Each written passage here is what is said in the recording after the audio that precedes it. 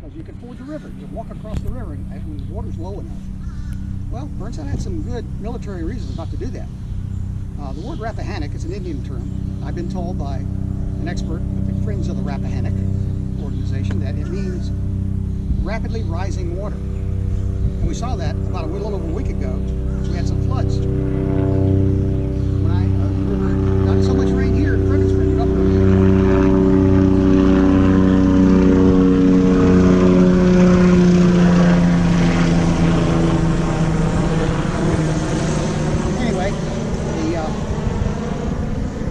it got start moving his army across the river, and then this is in December.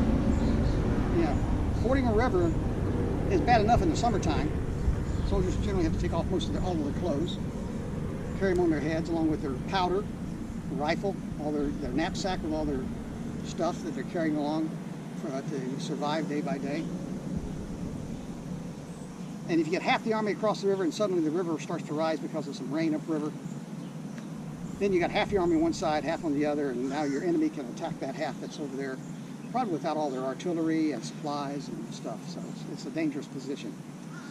Some others recommended going down the river to where the Rappahannock widens out quite a bit, and the Union Army had gunboats on the river down there. And they could use the gunboats to ferry across the river, and they used them for support, artillery support, but that was too far away from the supply lines that he needed. There's no railroad service down there, still isn't today really, so that's how they got most of their supplies, by railroad and by wagon, of course, from the railroad depots. So he said, no, this is the plan I gave President Lincoln. He approved it. This is the one we're going to follow, regardless. It's almost like it got stuck in his mind. This is how he had to go. So morning of December 11th, around 2 or 3 in the morning, the engineers began to assemble the pontoon bridges. The moon is set. It's pitch black. It's cold. It's muddy. They're wrestling those big, heavy pontoon boats down. And by the way, if you go to Chatham Manor, we have a reproduction of a pontoon bridge on this side of the Chatham Manor facing the river, to give you an idea of what they look like. Not quite full size, about 3/4 size, I think, 3/4 scale. Not a nail or a bolt in it anywhere, all lashed together with rope.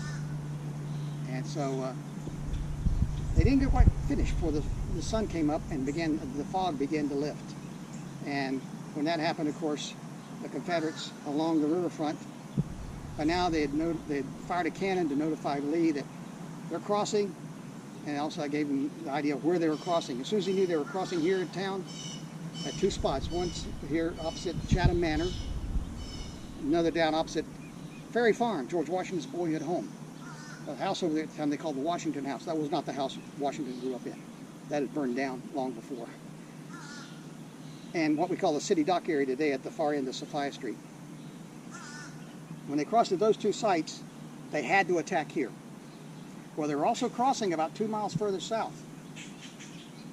The left flank of the Union Army was going to cross over to an area, a wide plain in front of a low ridge, not quite as abrupt as the one here at Marye's Heights, to attack the Confederate line down there. That was sort of like the 2 ends of the Confederate line they were going to attack simultaneously. Not a bad plan. If you could coordinate things and you had a good idea of what you were trying to achieve at each end. Well, the Confederates here in town were able to slow down the progress of the pontoon boats, obviously, by just shooting the engineers. They're out there in the open. There's no protection for them. They had to get off the bridges, stop assembling the bridges. And at first, Burnside had his artillery open up on the houses along the riverfront, where the snipers were hiding. Didn't do any good. As soon as they stopped firing, they would come back out, start shooting the engineers again. So finally, Burnside got fed up. He said, that's it. This is a violation of the rules of war. They're using private property as part of their tactics. That's just not done. That's not gentlemanly way to fight a war. So he decided the city of Fredericksburg is a viable or legitimate military target. And he had his artillery open up on the entire town for hours. At some period, they were firing up to 100 rounds a minute into the city. Destroyed hundreds of homes, damaged hundreds more. Still did not get those snipers out of there. They finally had to, one of his officers said, we got to put infantry on the other side of the river, establish bridgeheads, push them back. Burnside thought that would be a suicide mission. He would not order any units to do that. But he took volunteers. And some of the regimental commanders said, we'd be proud to be the first to cross the river. I don't think they asked all the individual soldiers if they wanted to, but the officers were eager to do it. So they ended up ferrying several regiments across the river, both places, and they ended up establishing a foothold. It turned out that the geography helped them out a little bit. When they got close enough, the Confederates couldn't fire down on them because of the terrain blocked the way, blocked the fire. And then they had to engage in street fighting, urban warfare, almost never done in the Civil War period. Street by street through downtown Fredricksburg, pushing those Confederates, which are mostly Mississippians, back away from the river so they could complete the bridges and start moving the army over. It wasn't until about sunset that the Confederates gave up, or not gave up, they sort of said, okay, we've done our job. We slowed them down for a day. And they pulled back here to the defensive positions along Marye's Heights. So then they began to move the army over, and the next day was the very notorious looting of the city by the Union Army. The provost marshal tried to stop it, but he was just overwhelmed. The soldiers were they could see what they're going to be attacking. They knew how bad it was going to be. Marching across a half a mile of open field with artillery up on top of the hill, thousands of Confederate infantry behind this wall. So they had a little fun. They helped themselves to whatever was available in the houses that were, from what we've read, mostly the empty houses. There were still a few people living inside in the town in their homes, and reports indicate that they didn't generally touch the homes that had people inside them. Just the empty ones. Well, most of the civilians weren't stupid. They got out of town. You got 120,000 man army on this side, 80,000 man army on this side, and you're right smack dab in the middle. You know there's going to be damage. Missiles are going to be flying. So finally, on the morning of December 13th, the attacks began. Let's move on up a little bit further to that next clump of trees, a little bit cooler. Stephen's house. It survived the battle, survived the war, but did not survive a fire in 1913. So that's why it's no longer here. Just down there we have the Ennis house that did survive. In fact, it was being used as a home until the 1960s. Wow. The house had been modernized, it had been extended, modified a little bit, expanded. And when the Park Service finally got the property in the late 60s, they of course began to restore the house as well as they could to what it looked like at the time of the battle.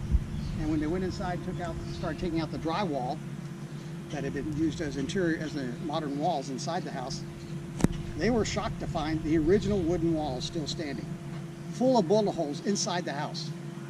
Now you look at the outside, you see a few bullet holes in here, but not a lot. Of course, most of the badly damaged siding was replaced because people were living in the house. That's why there's not that many holes on the outside, but there's plenty on the inside. The house is open right now. It should still be open when we finish here, so you can go in and take a look around inside if you like. And when the house is closed, which is most of the time, you can actually look in the window and see the holes in the interior walls. A little more about the park. Like I said, the house, this was a paved road at the time I moved here 100 years ago. But in 2004, the city finally said, okay, we don't need the road anymore. Open the cars from Hanover Street down here over to Lafayette. So the Park Service quickly comes in and rips up the asphalt, puts down gravel to restore it to more of what it looked like. Now it's a better road than they had in 1862. It was called the Sunken Road for a reason. All the traffic had worn down the roadway below grade, and so it was it didn't drain very well in the heavy rains and stuff like that. In fact, this name Sunken Road didn't get that name until after the Civil War. At the time it was Telegraph Road. It was like US 1. It was the main north-south route out of town. And but they renamed it Sunken Road at some point, I'm not sure when, maybe late 19th or early 20th century. Okay, so pontoon bridges are down, the armies are over the river, the Union armies crossed the river, most of it has, some is still on the other side, but they have a council of war at Chatham Manor. General Burnside and his commanders to discuss what they're going to do for the attacks. And at the end of it, Burnside thought everyone understood the plan. That's what he said anyway to Congress when they investigate afterwards as to why it was such a big mess. He said, I thought everyone understood this was supposed to be a diversion. The attacks here at Marye's Heights were like a holding action. That's got to keep these Confederates in place while the main attack occurs 4 miles south of us, down at Prospect Hill. That was going to be the big attack. Hope for a breakthrough. That he gave half the army to his commander down there, General Franklin. They could sweep around, flank Lee. Lee would have to pull out of his defensive line or risk losing much, if not all, of his army. But apparently, General Burnside's written orders that he sent out the next morning, which arrived actually a little late to the to the individual commanders, wasn't real clear. It was kind of ambiguous. General Franklin apparently was the kind of officer who did exactly what he was told and not one bit more. And he was told he will attack with at least one division, supported by a second. Now he had about 10 divisions down there. So he attacked with one division, supported by a second. Those 2 divisions broke through the Confederate line. One of them found a half-mile long gap in the Confederate line. They stumbled into by accident, but they found it. And they got through there, and they were behind the Confederate line for an hour and a half. But General George Meade, the commander of that division, could not get any support from the other divisions in that part of the army down there. He was riding around, they said, turning the air blue, asking for support. You know, let's exploit this breakthrough. You know, we can win this battle. No, you're not in my corps. I don't have to take orders from you. I'm senior to you. I don't have to take orders from you. Go talk to my corps commander, you know, or something like that. And so basically, after about an hour or so, they began to run out of ammunition. And so as Stonewall Jackson brings up his reserves, you know, to plug the gap, they would push the Federals back out, held the line, and that was that. About 2:30 in the afternoon, our historians tell us that's when the Union Army lost the Battle of Fredericksburg. They didn't lose it here at Marye's Heights because they could never win. They could have won down there. A little more aggressive fighting, better coordination, better plan to exploit success. They weren't prepared for success apparently. But as soon as the attack started down there about midday, around 11 o'clock I guess in the morning, then Burnside had his army up here opposite Marye's Heights begin their attacks. Now they couldn't mass all 30,000 troops they had here at once for a big assault like they did at, say, like Lee did at Gettysburg on the 3rd day. They had to sit them in like brigades, waves of brigades, one after another. So there's maybe 5,000 or 6,000 at a time attacking this position. There were 1,600 infantry behind the wall, thousands more along the hill and on the other side. Artillery up on the hill, artillery to the north, artillery to the south that could fire on this field. But they kept coming. First wave comes out. They cross the canal ditch that blocks their way a bit. They break down fences around the old fairgrounds that held up their advance some. But then they kept marching up. But as they came up over a little swell about 150 yards from us down this direction, now they're in good firing range of the infantry behind the wall. Of course, all the infantry is crouched down safely, except for the officers. They got to keep their heads up. They're getting shot, but you know, enough of them stay there or being replaced as they take wounded casualties. They order the troops to stand and fire, and a survivor on the Union side said it was like a wall of flame suddenly erupted from this wall. And of course, they started firing as fast as they could, reloading as fast as they could. And he said it was like walking into a hailstorm of lead. He said the soldiers were hunched over, moving forward like this. Of course, guys all around you get hit, going down. They kept coming until about 40, 50 yards from the wall. That's as close as they could get. Before they realized, you know, the closer you got, the better the chances are you're going to get shot. And so they fell back to the swale, cover. And then the next wave comes out. Stepping over the bodies, and the guys are down there trying to, you know, stay out of harm's way. They get about 40 yards from the wall, fall back. The third wave comes out.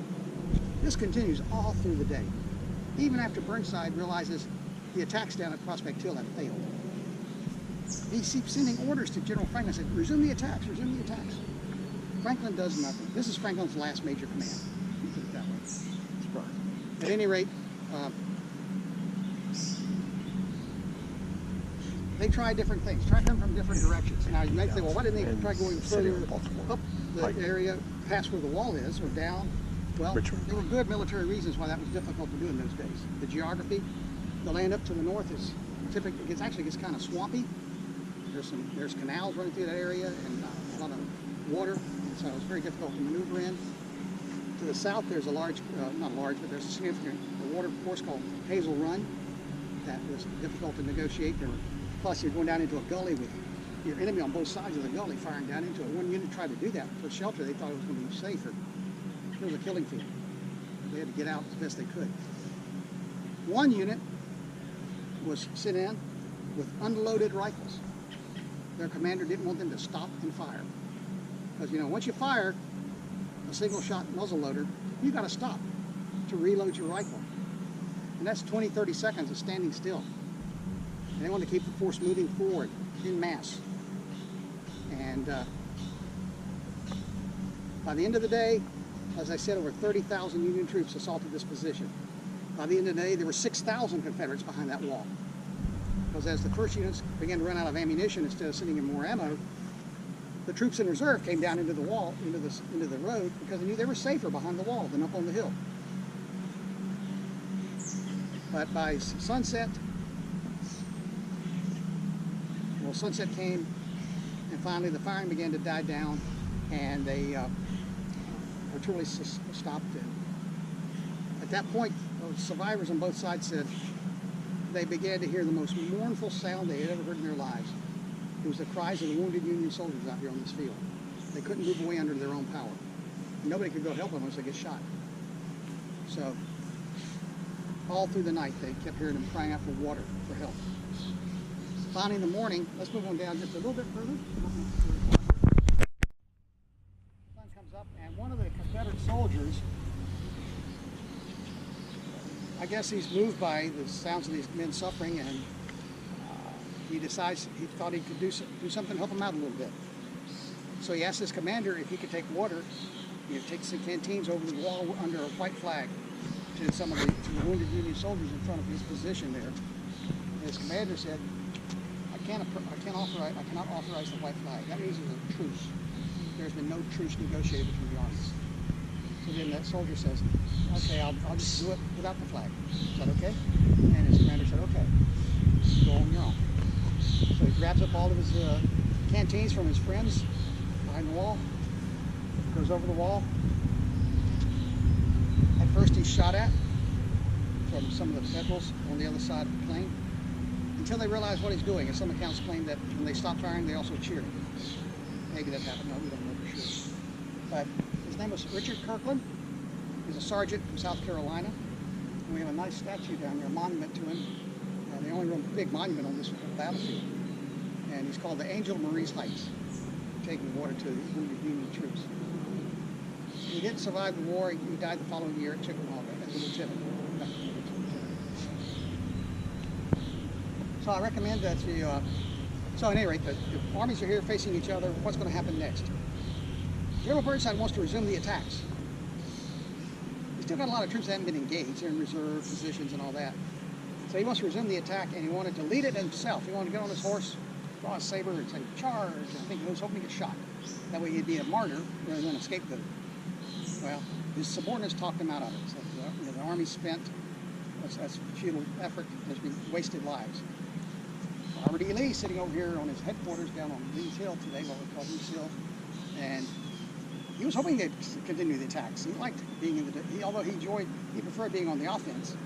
He said this is a good place to be in the defense. So he's hoping they would resume the attacks. Well, they didn't. They just sat here and looked at each other for the day. So 14th and 15th. Finally, the evening of the 15th, Burnside decides to withdraw from the battlefield here, take his troops back across the river. Now that's a tricky operation. Lee had realized he was trying to disengage and move back across his pontoon bridges. That had been an opportunity that Lee probably would have jumped on to try to take advantage of and attack these portions of his army, cause more casualties. But they did a good job. They had the Confederates convinced they were still there the next morning until they looked out and saw no, they weren't. They're gone. Well, most were gone. There was one regimental band from Ohio that didn't get the word. They had found a nice house to sleep in, rather than the bivouac area wherever they were intended to be staying, I guess. And so They walked out and they were instantly prisoners by the Confederates. They ended up getting shipped down to Richmond, I'm sure, for at least a while until they got exchanged probably later. They're still doing that quite a bit during that time of that part of the war. So that's the end of the fighting. Now,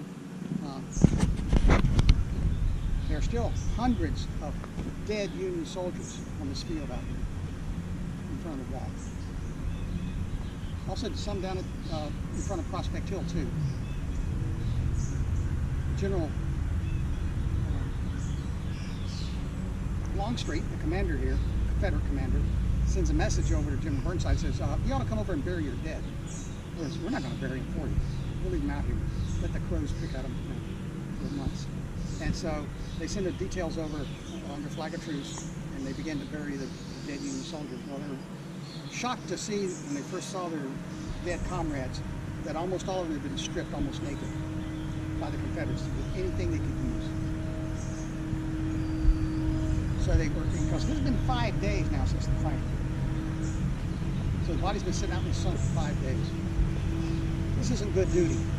This is a dirty job. So they quickly try to bury them as fast as they can. They dig these mass graves, stack them 3 or 4 deep, these mass graves out here. They finally opened the National Cemetery immediately after the war. And they opened it because the veterans, the Union veterans visiting this area, realized that all these shallow graves were beginning to expose the remains. And they were afraid of these unreconstructed rebels desecrating the remains of their comrades. So they lobbied for a national cemetery. Opened in 1966, 67. They began to exhume the remains and take them up there. Today we have about 15,500 dead from the Civil War, from all the battles in this area, buried in the cemetery, of which 85% are unknowns. Less than 3,000 are identified in the cemetery. If you walk through the cemetery today, you'll see simple headstones for the unknowns. There's only a single number, that's the plot number. Means there's one body. There's a second number under the plot number. That's how many bodies are in that grave, and some of them have up to 12. So that's how it was in those days. Burnside knows his job's not over. He still has this mission for a successful campaign. So in January, he's still the commander of the army. He moves his army, takes his army out of camp, goes west along the river like his ordinance had recommended in December. Cross at the fords, but he had the pontoon bridges. Even though they had fords, you could use the pontoon bridges. Well, the day they began to break camp and move out, it started raining. And it rained for 3 straight days. So the roads turned almost like bottomless pits of mud. Horses and mules were caught up to their bellies. They couldn't even pull them out. They had to shoot them in place. They couldn't move the wagons and artillery without taking dozens of men at a time to try to push through the muck. 3 days, and General Burnside said, okay, that's enough, let's go back into camp. And they destroyed their camps. They didn't want to leave the camps behind for some reason. So they moved back to where they had been and rebuilt their camps. Spent the rest of the winter there in these campsites. That became known as Burnside's Mud March. And shortly after that, he was relieved of duty. As command of the Army, and he became the command. He got an independent command of a corps, because he was still a 3-star general. But the Army was turned over to his nemesis, one nobody liked, Joe Hooker, the command of the Army. Now, Joe Hooker did some great things that winter. He reinstilled confidence and morale in the Army, got them fed and paid on time, which was challenging for the Union Army, much less the Confederates. But he came up with a plan. Move west, cross the river, attack Lee from behind or from the west. If you want to find out how that turns out, you got to go visit the Chancellorsville Visitor Center. They'll tell you all about that, and they got an excellent movie about it too. So you learn all about that particular campaign. So glad to take any questions. That was a lot of powder in my mouth. Tastes like a muffin.